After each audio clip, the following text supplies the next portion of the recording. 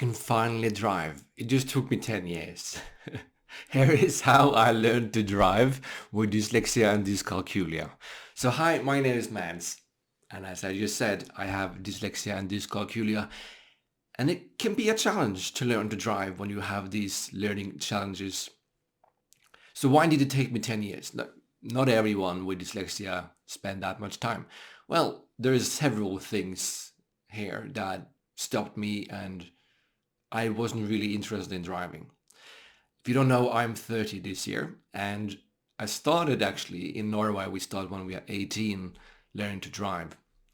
And I started then, I did all the, we have lectures in Norway, so we have to sit in the class and learn about the system of driving and the rules and everything. I know it's different in each and every country. So we have to do that. There's a period of time and you have to like have X amount of classes to pass on to the next stage. So I started that when I was 18 and I was never really into driving, but I started that process and I wanted to, like everyone else, it would be convenient to drive. Also, it wasn't super important to me because I lived at a place with good public transportation. The bus went every 10 minutes, etc. So it wasn't on the top of my list, but again, I wanted to complete it, which, it's convenient.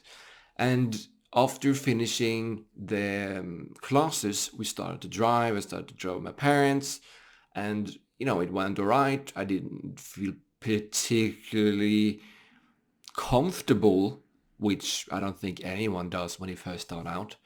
But I remember this one time I was driving with my dad and this camping car or camping wagon or whatever it's called in English was in my lane and I kind of panicked like, well, okay, I now I have to be afraid on the other side they could potentially go over to my side and that would be really, really scary. So that really, really shocked me from my early age. But the thing that really kind of stopped me from continuing to drive was school. There was so much stuff going on, and if you have dyslexia, you are already aware that you could take in so much information at a time, and school takes a lot of energy out of you. And I decided I want to focus on school because that's what I'm capable of doing right now. And again, driving wasn't my priority. And I had heard that you could drive in the military and learn to drive in the military. So I was like, okay, well, cool. I will just wait until I'm finished with school and go to the military because military is compulsory to a degree in Norway. So I was like, yeah, I will go to the military and I will learn it there and it will probably save a lot of money. That was not a thing anymore. It used to be. So I did not get my driving license in military, which was good because it wasn't really for me either way. But yeah, so time passed on and time went on, and I moved to England and to study animation. And I was like, yeah, cool. I don't need to drive here either because the public transportation to the places I need to be are relatively good.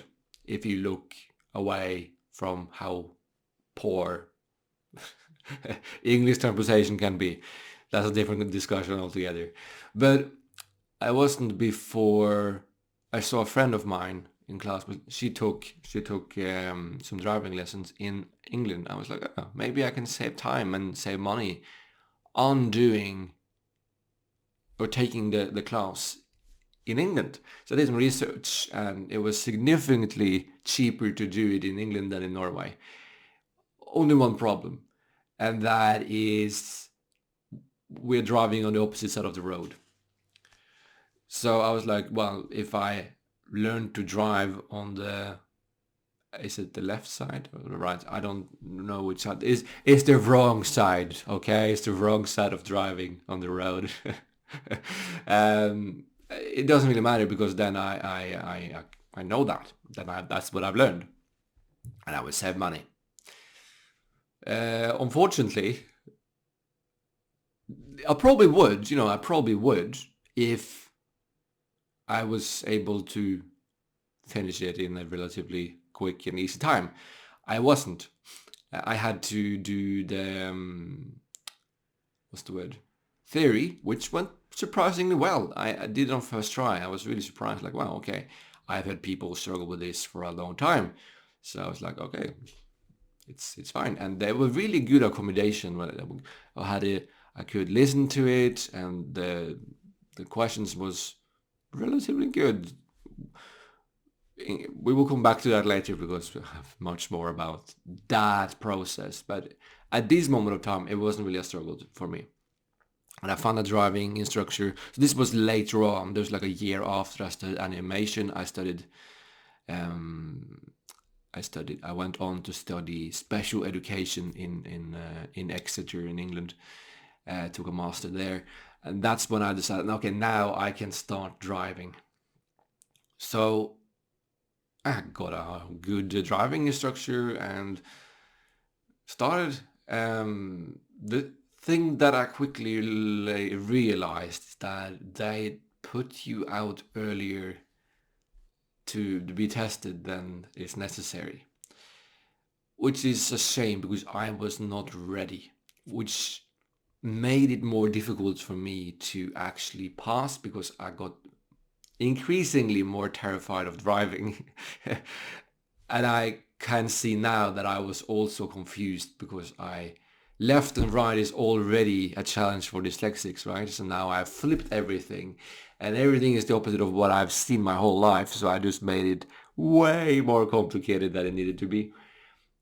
And yeah, it was definitely a more money scheme. Just put him out, see how it goes. Oh, bad, he wasn't ready. Let's try again, kind of mentality. So that wasn't good. I eventually ended up moving to London, and I changed the driving instructor.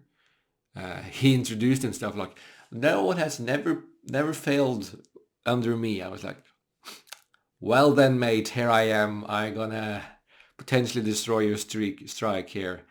Let's see how it goes." And it was kind of the same thing here. It didn't go well. I didn't pass. He was pissed. And a period after that, I only lived there for like 8 months, and I was more in Norway, increasingly more in Norway because business started to kick off in Norway. So I managed to, or I decided, okay, I've spent so much money in England now, so I may as well just continue.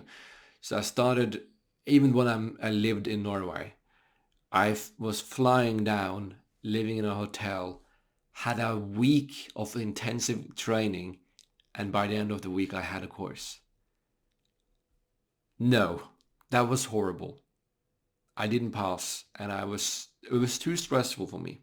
So one of the things that I really struggled with was to have someone next to me that was judging me, which is the issue that, in school you have someone looking over your shoulder saying like, this is not good enough.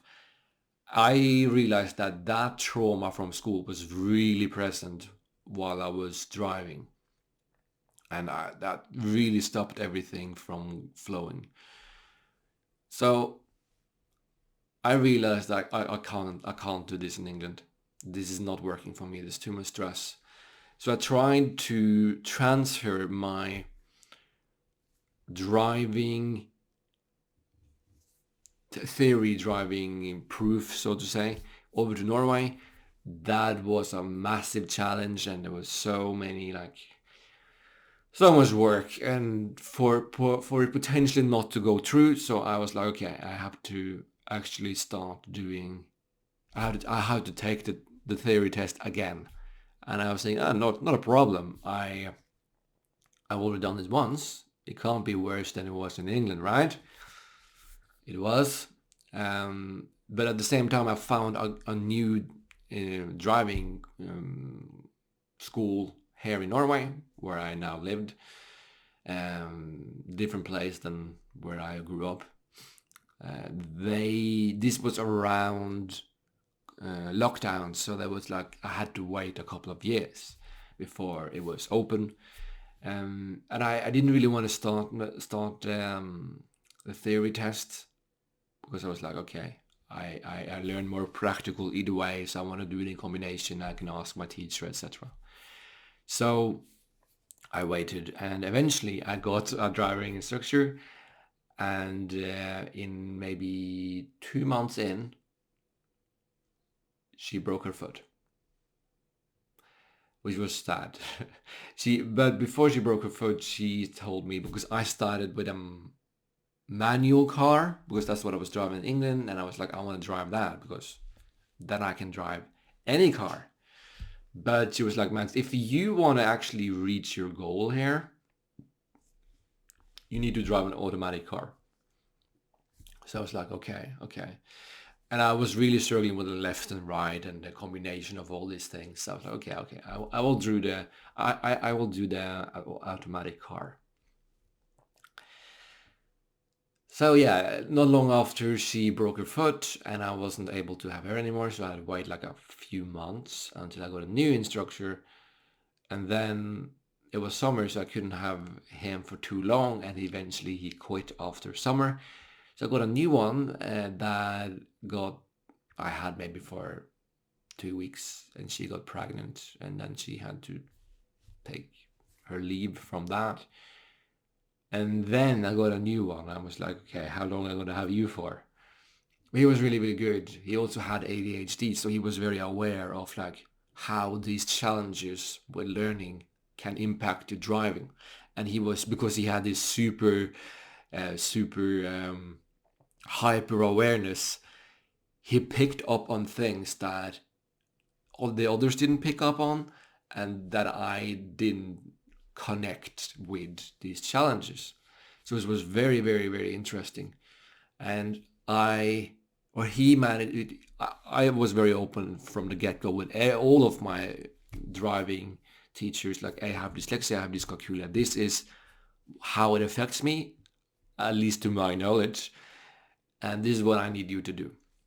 Like, for example, when you tell me to go to the left, I might think right, so just point in the direction you want me to go. And even though I say right, I might mean left. And it's like all these things that just for them to be aware of. And it went very, very well.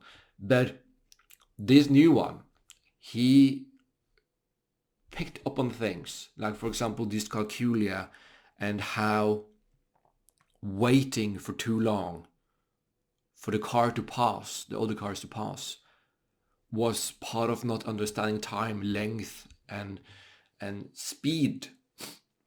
And we then worked on those techniques to make sure that I could do the things that I was supposed to do, and compensating for my needs, learning about time. For example, I used a stopwatch to take the time of how long it would take for the car to pass and how long I would need to use to get out of the junction or parking space, etc. So it's really good at accommodating for this. And another thing that I really struggled with, when you're going off the road and you see it's 200 meters until you need to go into this other lane and then out. I really struggled with that because I measure the distance with my brother. I'm very good at seeing things with eye, measuring things with my eye. And my brother is almost 2 meters. So what I usually do, like for example here, my brother goes like 2 times in this room, so it's around 4 meters. Cool. But that doesn't work when you are driving. I couldn't quickly enough put my brother down and measure how many times he would like be part of that before I should go off the road. So that was a really big challenge, and we figured out, like, I started counting and he showed me like points of like, okay, now you can see where you should go off. This is the point where you should start to indicate, etc. So he was very good at communicating and compensating for my needs. And at the same time, I had to do the what's the word, theory test again. And I was like, oh yeah, but this is going to go very well because I did it so good the first time. Unfortunately for me, Norway is known to have one of the most difficult and complex driving tests or theory tests in the world. Yay! I failed. And even though, I always say like, okay, but you need to use the accommodation and get support. I was like, yeah, but this worked in England, so why shouldn't it work here? So I actually gave it, I think about 3 or 4 times, and I failed. Like, I did better and better each time. But it was more, the mistakes I made was more to do with, did I hear or read the question correctly? That was the biggest challenge I had, which makes sense for dyslexia. So I was like, okay, I should have it verbally because I could apply for that and get it verbally. So of course I should have done that in the beginning. I did that twice and then I passed. So that took me longer than necessary. I spent more money than necessary, but hey, I learned it. So I recommend that for everyone. Just use the accommodation as soon as possible. Don't be like me. So on the same time, my driving instructor told me like, Mads, really, like, what are you afraid of? Because I really struggled with this. First of all, roundabouts was a big thing for me because there were so many roundabouts in England. Like roundabouts into small roundabouts into big. It was horrible. I was traumatized. Eventually we got out of that, but I was really uncomfortable on the road, and I struggled with that. Having to trust people, so to say, like they stay in their lane. So he had a real talk with me, like, man, you need to decide: are you willing to take the quote-unquote risk of driving? Or is driving not for you? Because I have nothing else to teach you. You can drive, but you are very inconsistent with the way you are driving. You get very easily distracted by things. So I was like, okay, thank you. That's a great advice that I need to sit down and think about. And I do something that is called holographic kineology, which is like a mental health modality, and which has helped me very, very much to get where I am today. And it kind of acknowledges patterns within yourself and how you are stuck within those patterns and potentially trauma, etc. So I was like, okay, he gave me kind of a list of things that I should look at in myself. So I did that. I need to make an episode on that later on, but it was really, really interesting to see how I was pent up and how my self-image related again to how school was traumatizing and how I almost couldn't trust myself in my own decision making because I didn't have control. I wanted to have control, but I didn't feel like I had control, and then I reacted to everything. So I dealt with that, and then we saw improvements in my driving, and very quickly he was like, okay, I can see that you have done some work here. And I also started to drive with my friend that recently had received or bought himself an automatic car.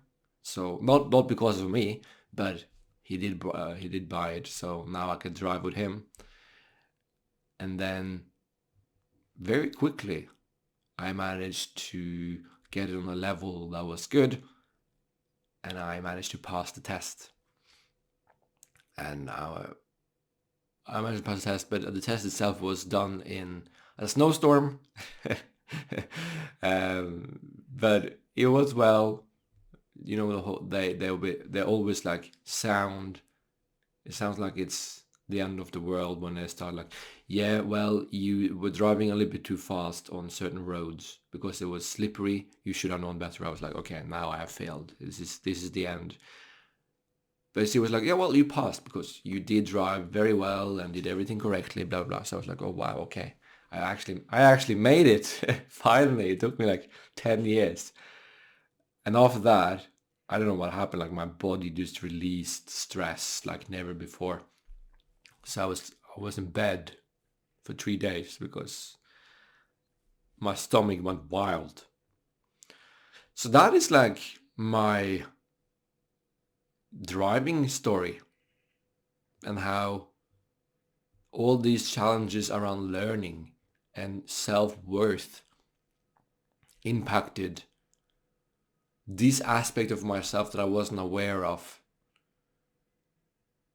So again, use your accommodation, find instructors that you can be open about with your diagnosis. You should be open about regardless, but that really like understand how these things are working, so they can identify like aspects of yourself that you need to improve. And there is never too late. There's never too late to take the test, because or learn to drive. Yeah, you could argue that it's becomes increasingly more difficult. But hey, take your time. It's okay if you don't learn to drive later on in life, before later on in life, because there are all the things that is on your priority list. Don't be like me to drive in a different country. Spend a lot of time, especially if it's the opposite side of what you're used to. Don't do that. Not recommended. Make it easier for yourself. The easier you can make it for yourself, the better it is for your health and for your process. So, thank you for watching. Hope you enjoyed my little story about how I learned to drive. Maybe it will inspire you to learn to drive.